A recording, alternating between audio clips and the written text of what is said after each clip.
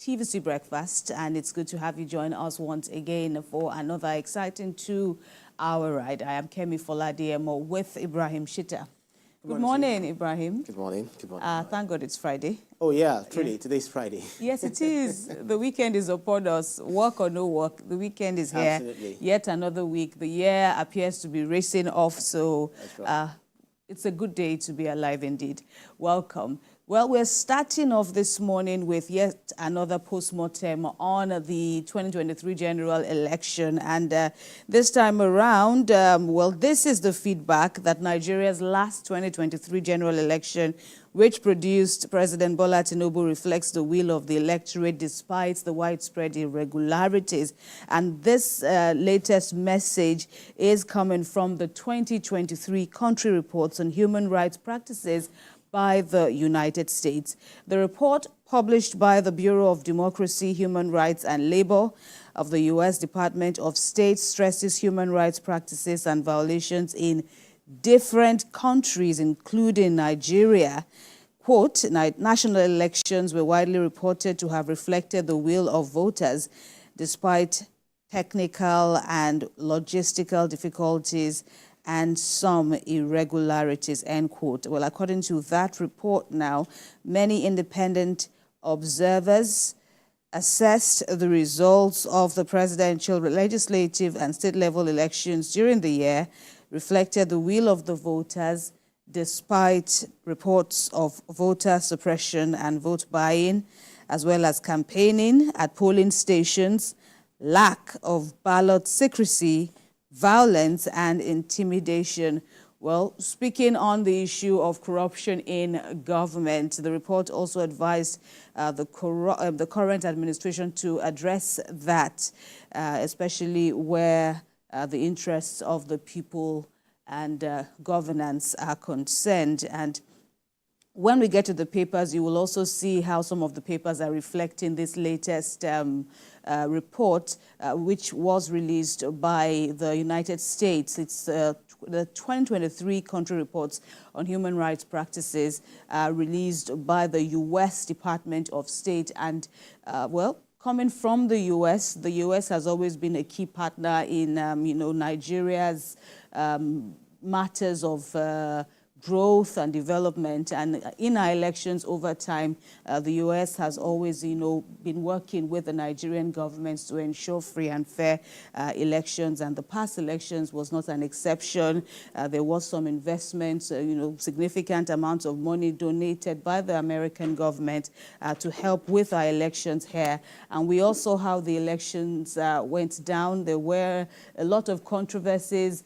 As usual, the courts had to wade into the matter, and now the dust is settled, but reports, of this saying now that the elections, by and large, reflected the will of the people. Yeah, that's right. They've not actually said anything new, but it's just, coming from such a country and such organization, giving this report, gives it, much credibility to those who do not believe that the election was a reflection of the people. Sometimes when people feel like this is the candidate that I want to vote, I wanted to vote, and then you voted the candidate and the candidate didn't emerge the winner, you assume that because you've selected that candidate, it means that that candidate represents the will of the majority, which is not true. A section of the country, or a section or a particular group of people might be clamoring for, certain candidates to emerge, but the fact that the candidate didn't emerge doesn't mean that other people do not support the other candidates. Imagine we have so many presidential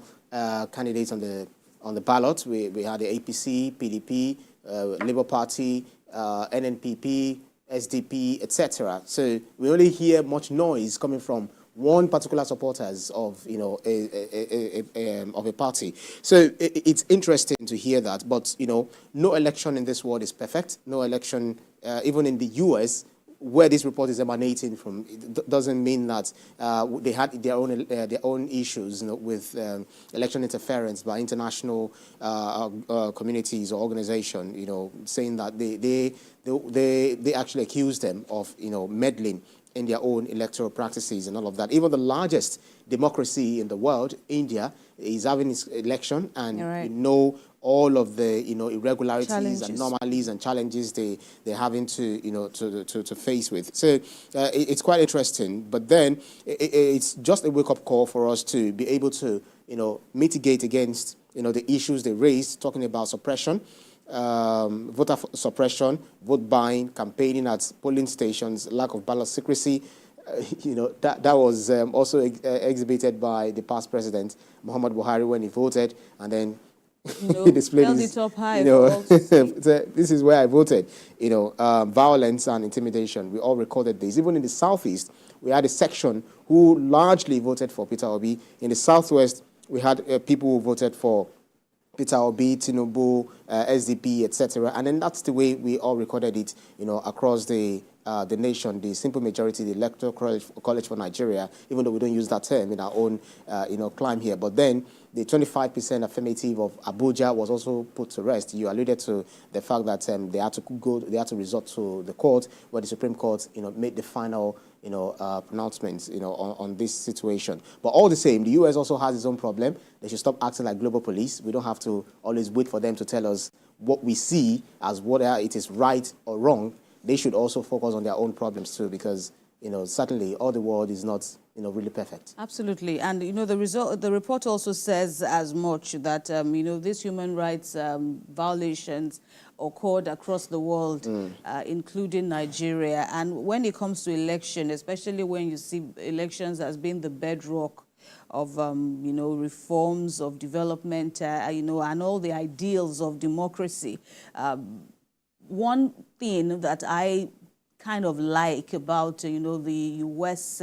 Democracy, especially when it's time for elections, is that they start way earlier than we do here. So I think that also kind of reflects positively on the psyche of the people, because, yes, it reflects the will of the people, but then there are still some ugly trends, ugly familiar trends that, that are attendant to our electoral cycle. And perhaps if we start early enough, especially on the issue of voter education and, sensitization of their rights and all of that, we still have a large chunk of apathy, when it matters, voter apathy when it matters. People say, we already know who will win. There's the money factor, there's the stomach infrastructure factor. So there are still some key areas that we need to work on. Of course, our politicians also need to know that this is not a do or die affair.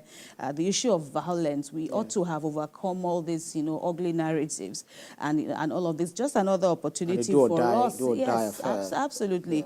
Yeah. It's really not that much of a it shouldn't be that much of a big deal. But in our climes, we see how people have wasted their lives and the lives of others needlessly just because of of that. It gives a sense, if you look at it again, that okay, so my vote is that important, but definitely, violence is violence, and our security operatives also need to be on top of their game before, during, and after the elections to ensure the safety of citizenry and ensure that whoever is caught, including their sponsors, are brought to book. So that will serve as a deterrent, for any other, corrupt or criminal element. So, well, it's a work in progress, and we hope that the next cycle of elections will bring, improvements, much more improvements than we have seen. We can talk on and on and on about it. INEC, of course, also has to be on top of its game, but let's just put a pause on that discussion now and hope that everyone's hands are on deck to ensure that this country makes much-needed progress. All right, in the news at this time, President